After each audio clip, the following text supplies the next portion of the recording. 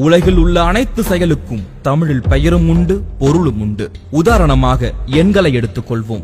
ஆங்கிலத்தில் எண்களில் லட்சத்திற்கு மேல் போனால் மில்லியன், பில்லியன், ட்ரில்லியன், இறுதியாக குவன்ட்ரில்லியன் என இவ்வளவு தான் இருக்கின்றன. ஆனால் தமிழில் எண் ஒலிப்பு முறையில் ஒன்றிலிருந்து பிரம்மகற்பம் எனும் முக்கோடி வரை ஒவ்வொன்றிற்கும் தனி பெயர்களை வைத்திருக்கிறான் தமிழன். அதை ஒவ்வொன்றாக சொல்கிறேன், கேளுங்கள்.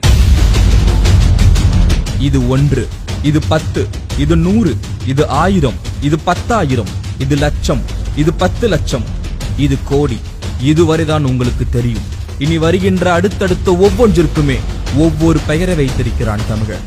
இது அற்புதம், இது நிகற்புதம், இது கும்பம், இது கணம், இது கற்பம், இது நிகற்பம், இது பதுமம், இது சங்கம், இது வெள்ளம், இது அந்நியம், இது அர்த்தம், இது பரார்த்தம், இது பூரியம், இது கோடி கோடி முக்கோடி எனப்படும் பிரம்மகற்பம். இவ்வாறு ஒவ்வொன்றிற்கும் ஒவ்வொரு பெயரை வைத்தவன் தமிழன். இது மட்டுமல்ல, ஒன்றிற்கு கீழ் உள்ள இறங்குமுக எண்ணுக்கும் பெயர் வைத்திருக்கிறான் தமிழன். கேட்டால் ஆச்சரியத்தில் உறைந்து போய்விடுவீர்கள். இது 1, இது முக்கால், இது அரைக்கால், இது கால். இதுவரை அனைவருக்கும் தெரியும். இனி கேளுங்கள்.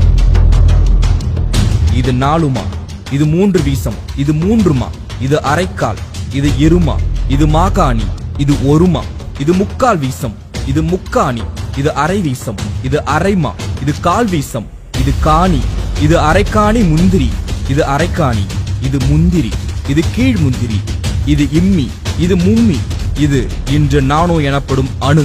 அணுவுக்கும் கீழே அளந்துள்ளான் தமிழன். இது குணம், இது பந்தம், இது பாகம், இது விந்தம், இது நாகவிந்தம், இது சிந்தை, இது கதிர்முனை, இது குரல் வளைப்படி, இது வெள்ளம், இது நுண்மணல், இது தேர்த்துகள். இன்னும் இது போல எத்தனையோ செயல்களுக்கு பல பல பெயர்களை வைத்து அதை புழக்கத்தில் வைத்திருந்தான் அன்று நம் தமிழன்.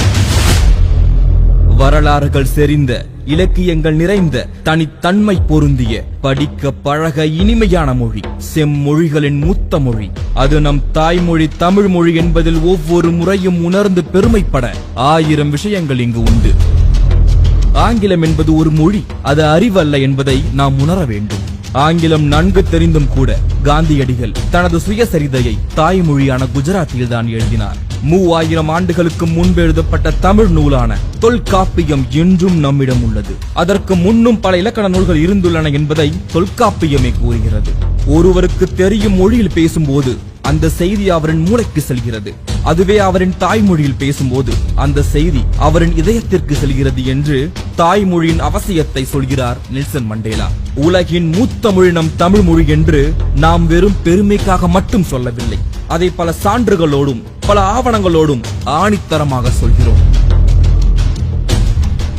மொழிகளுக்கெல்லாம் தாய்மொழி நம் தமிழ் மொழி.